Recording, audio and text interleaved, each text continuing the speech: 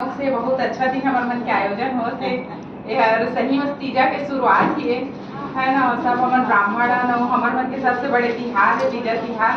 तो एकदम बढ़िया दिन में हुई से। और दूसरा चीज के कलर के सिलेक्शन भी बहुत अच्छा लगी से, एकदम परफेक्ट लगी से। काय काम करत करत लाइट कलर पहनत लाल कलर सुन के ही बहुत अच्छा लगी से।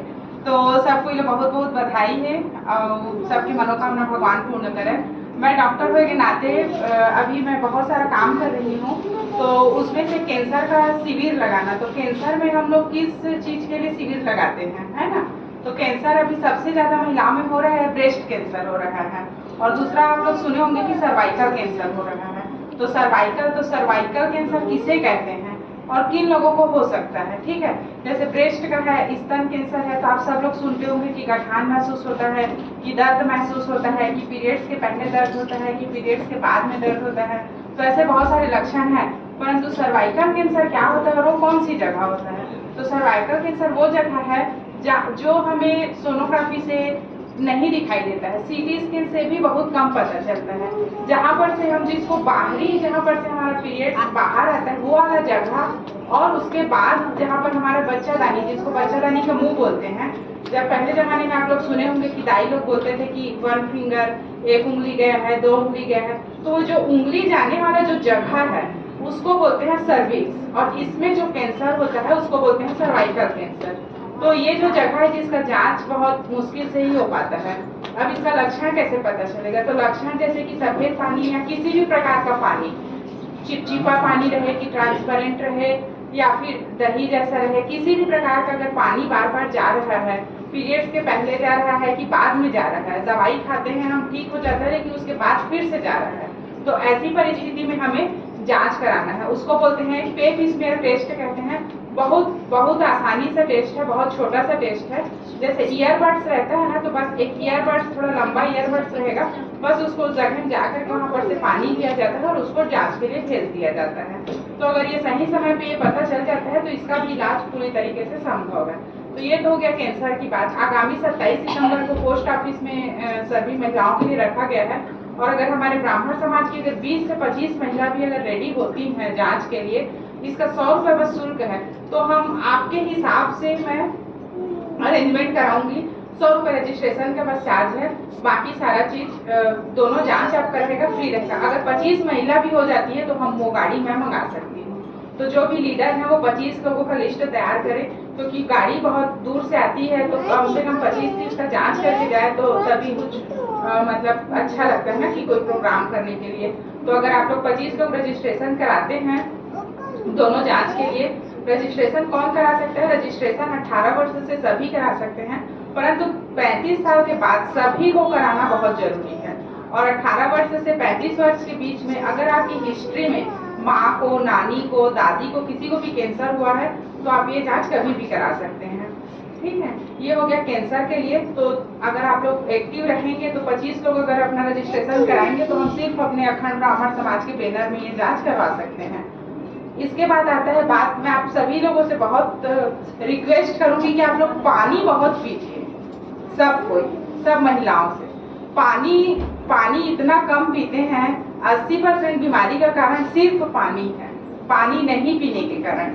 तो आप सभी जितने लोग भी यहाँ हैं, आज से जैसे कि हर चीज का रूटीन होता है ना कि टिफिन बनाना है, लंच बनाना है, किसी को भोजन देना है, वैसे ही अपना खुद का पानी पीने का टाइम टेबल बनाइए कि मेरे को अभी 1 गिलास पानी पीना है, फिर मेरे को 1 गिलास पानी पीना है। कम से कम 5 लीटर पानी डेली पीना है। इसके बाद हो रहा है पानी पीने के बाद एक फल खाना है, चाहे आप कोई सा भी फल खाएं, किसी भी रूप में खाएं। चाहे तो आप ड्राई फ्रूट्स ले सकते हैं, अगर आपके पास सेब या जो भी सीजनल फ्रूट अवेलेबल नहीं है तो 2-4 आप काजू किशमिश ऐसा रख सकते हैं और उसे खा सकते हैं। तो आप जितने लोग हैं कम से कम इतने लोग अपने डेली रूटीन में ना पानी बहुत पीजिए। पानी पी के ही हम बहुत स्वस्थ हो सकते हैं। उसके बाद फिर होता है भोजन से ही हम लोग बहुत सारी बीमारियों को दूर कर सकते हैं। हमारे घर में महिला किचन में ही इतनी सारी दवाइयाँ छुपी हुई हैं, अगर हम उसका सही उपयोग करें तो।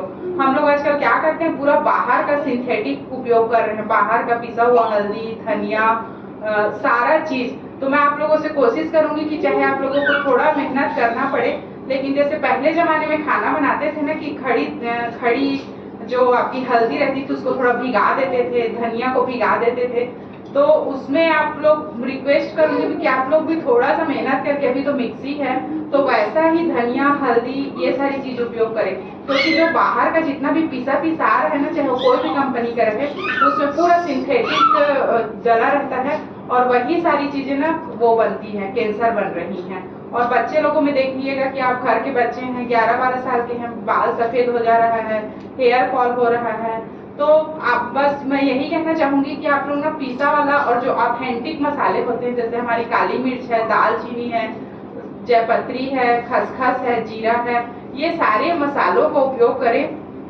ये जो खड़ी मसाला आता है ना, उस मतलब जो पिसा हुआ आता है, जैसे एवरेस्ट का सब्जी मसाला, ये सारी चीजों को छोड़ करके अपने घर के ऑथेंटिक मसालों का उपयोग करें। और डेली रूटीन में भी मिक्सी में भी अगर आप 2 घंटा पहले भी अगर हल्दी को जैसे ब्रश करने के लिए उठते हैं ना, उसी समय 2 ठो खड़ी भिगा दिए और थोड़ा सा धनिया भिगा दिए ना, तो खाना बनाते तक बढ़िया पिसा जाएगा मिक्सी से।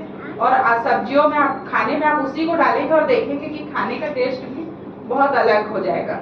उसके बाद फिर आता है कि बर्तन का यूज, अभी ना सिल्वर का यूज कम से कम करिए। जो पहले पीतल चलता था और लोहे का कढ़ाई, एक दिन में एक आइटम आप लोग लोहे की कढ़ाई से बनाइए अपने घर में। उससे आप देखेंगे कि 1 महीने 1.5 महीने के बाद ना जो खून की कमी कमी किसी को होगा ही नहीं। अगर आप लोहे की कढ़ाई में एक दिन, अगर जैसे कि सबके घर में आजकल 2 बार 3 बार तो सब्जी बनता ही है, नाश्ता बन रहा है, पोहा बन रहा है, चाउमीन बन रहा है, ये वो, तो एक आइटम आप कोशिश करें कि लोहे की कढ़ाई में ही बनाएं। और जितना कम हो सके सिल्वर का उपयोग कम करें, एल्यूमिनियम का उपयोग कम करें। पीतल की कढ़ाई हमारे दहेज में भी देते हैं तो हम लोग उसको रख देते हैं पेटी में। तो अगर हम रेगुलर यूज करेंगे ना, तो पीतल भी बहुत अच्छा है, आप लोग उपयोग करके देखिएगा। गैस में इतना बढ़िया जल्दी से गर्म होता है। और अगर रेगुलर भी यूज कर सकते हैं, एटलीस्ट ना जो फरहार बनाने का टाइम होता है ना, आप लोग पीतल के में फरहार बनाइए। तो 2-3 चीजें हैं जो आप अपने घर में रेगुलर यूज करके सब कोई स्वस्थ हो सकते हैं। हर चीज के लिए दवाई लेने की जरूरत नहीं है। एक तो पहला कि खड़ी मसालों का यूज करिए, ऑथेंटिक टेस्ट भी आएगा उससे, और हेल्थ भी अच्छा होगा। पीसी मसालों का उपयोग कम करें, खड़ी मसाला खरीदना बंद करें, घर में ही थोड़ा सा मसाला बना लें। आप सस्ता भी पड़ेगा और बहुत दिन चलेगा भी वो। और तीसरा चीज है कि पीतल का है, तांबे का है, कांच का है, ये सारे बर्तनों को यूज करना स्टार्ट करें, स्टील और इसके बजाय। जैसे छोटे बच्चे हैं ना, 1-2 पीतल का ग्लास रखिए, 1-2 तांबे का ग्लास रखिए, उनको उसी में पानी दीजिए, ठीक है। स्टील का यूज करने की जरूरत भी नहीं है। और हम लोग सब ऐसे करते हैं कि हमारे घर में सारी चीजें हैं तो हम लोग भी उसको यूज ही नहीं करते हैं। लेकिन तो कम से कम घर में 3-4 प्रकार का ग्लास रखिए, ताकि एक एक बार कभी तांबे के ग्लास से पानी पी रहे हैं, कभी पीतल के ग्लास से पी रहे हैं, एक चांदी का भी ग्लास रख सकते हैं, है कि नहीं।